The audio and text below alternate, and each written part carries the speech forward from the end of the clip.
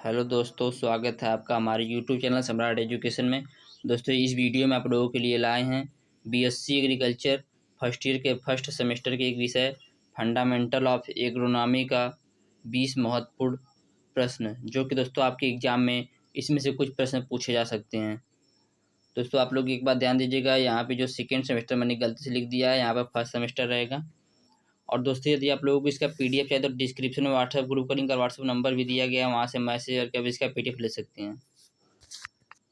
चलिए स्टार्ट करते हैं। पहला क्वेश्चन,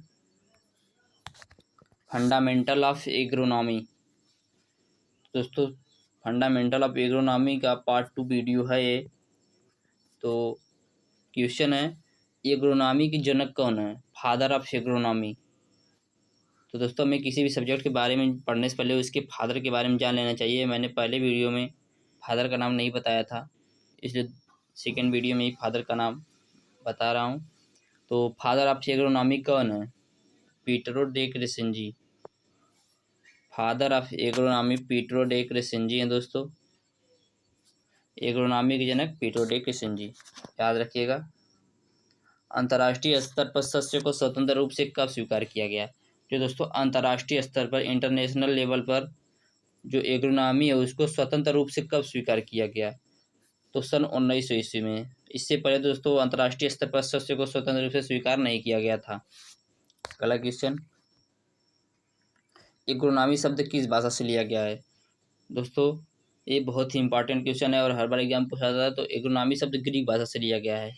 और आप लोगों को एक चीज़ बता देता हूँ मैं दोस्तों, जिन भी शब्दों के अंत में वाई आए, चाहे वो एग्रोनॉमी हो चाहे पोमोलॉजी हो, ऐसे जितने भी शब्द आए दोस्तों, वो ज़्यादातर 90% देखा गया है कि ग्रीक भाषा के शब्द होते हैं। और जिन शब्दों के अंत में कल्चर आए, वो 90% देखा गया है कि लैटिन भाषा के शब्द होते हैं। तो दोस्तों ध्यान दीजिएगा, जिन शब्दों के अंत में वाई आए 90% वो ग्रीक भाषा के होते हैं, और जिन शब्दों के अंत में कल्चर आए 90% वो लैटिन भाषा के शब्द होते हैं। तो आप लोग ध्यान दीजिएगा, इससे हमें जानने में बहुत आसानी होती है। और दोस्तों अगला क्वेश्चन पे चलते हैं। राष्ट्रीय कृषि वानिकी अनुसंधान संस्थान कहाँ है? राष्ट्रीय कृषि वानिकी अनुसंधान संस्थान कहाँ है? तो दोस्तों ये झांसी में है। कभी कभी पूछ देता है नेशनल फॉरेस्ट रिसर्च इंस्टीट्यूट कहाँ पे है? तो दोस्तों झांसी में है। राष्ट्रीय कृषि वानिकी अनुसंधान संस्थान झांसी में है। चलते हैं अगले क्वेश्चन पे। उड़द का उत्पत्ति स्थान कहाँ है? दोस्तों, जो उड़द होता है उसका उत्पत्ति स्थान कहाँ है? भारत में है। उड़द का उत्पत्ति स्थान भारत में है। अगला क्वेश्चन, आलू का वैज्ञानिक नाम क्या है? तो आलू का वैज्ञानिक नाम सोलेनम ट्यूबरेसम। सोलेनम ट्यूबरेसम दोस्तों, ट्यूबरेसम लिखने में थोड़ी गलती हो जाती है। आलू का वैज्ञानिक नाम सोलेनम ट्यूबरेसम। अगला क्वेश्चन, भारत की फसल सघनता कितनी है? तो दोस्तों भारत की फसल सघनता 142% है, 142%।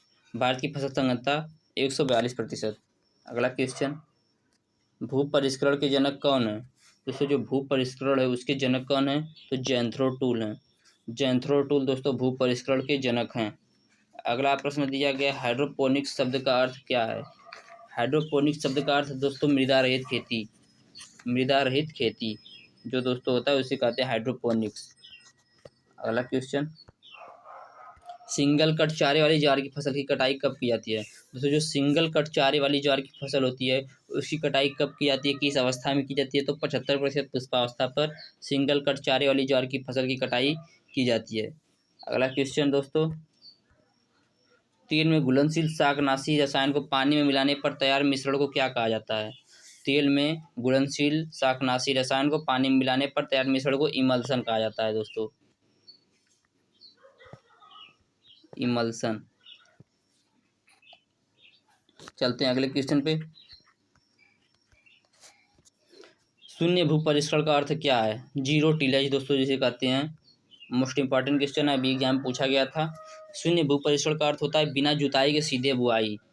जीरो टिलेज का मतलब होता है बिना जुताई के सीधे बुआई। दोस्तों फर्स्ट सेमेस्टर के लिए आपकी कोई भी जानकारी चाहिए तो आप लोग व्हाट्सएप पे मैसेज करके पूछ सकते हैं। अगला क्वेश्चन, बुआई के लिए उचित भूमि की भौतिक अवस्था को क्या कहते हैं? दोस्तों जो बुआई के लिए उचित भूमि होती है उसकी भौतिक अवस्था को टिल्थ कहते हैं। बुआई के लिए उचित भूमि की भौतिक अवस्था को टिल्थ कहा जाता है। अगला क्वेश्चन, खड़ी फसल में खाद देना क्या कहलाता है? तो दोस्तों जो खड़ी फसल होती है उसमें खाद देना मल्च क्रॉपिंग कहलाता है, मल्च क्रॉप कहलाता है।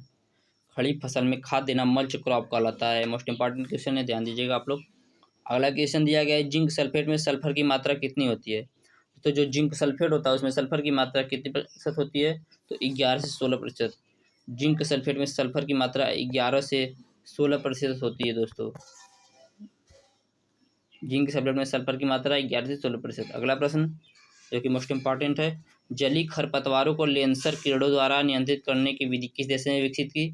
दोस्तों जो जलीय खरपतवार होते हैं उनको लेंसर कीड़ों द्वारा नियंत्रित करने की विधि चीन ने विकसित की है। तो जलीय खरपतवारों को लेंसर विधि द्वारा नियंत्रित करने की विधि को चीन ने विकसित की है। अगला क्वेश्चन, CIMAP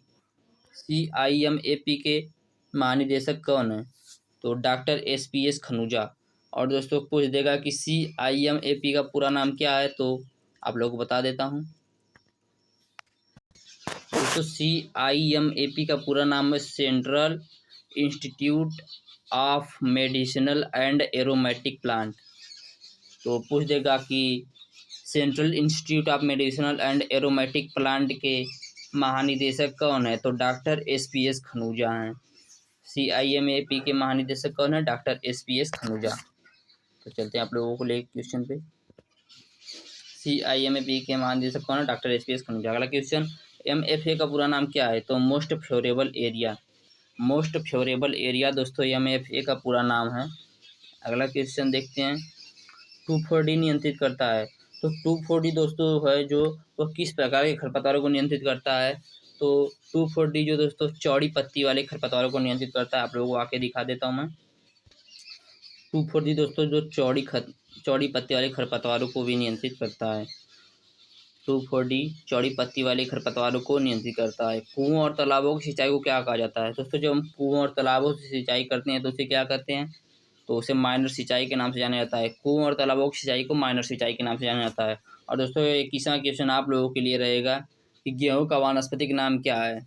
इसका उत्तर आप लोग कमेंट बॉक्स में बताइएगा, और नहीं आएगा तो भी आप लोग कमेंट बॉक्स में बता दीजिएगा, मैं इसका उत्तर आप लोगों को बता दूंगा। और दोस्तों आप लोग हमें फाइनेंशियली सपोर्ट भी कर सकते हैं, इसके लिए मैंने QR कोड भी दिया हुआ है। और आप लोगों को यदि PDF है तो डिस्क्रिप्शन में व्हाट्सएप ग्रुप का लिंक भी दिया गया है, वहाँ से मैसेज करके इसका PDF भी ले सकते हैं। और यदि आप लोगों को BSc एग्रीकल्चर फर्स्ट सेमेस्टर किसी भी चीज़ की जानकारी चाहिए तो आप लोग व्हाट्सएप पे मैसेज करके पूछ सकते हैं। जय हिंद।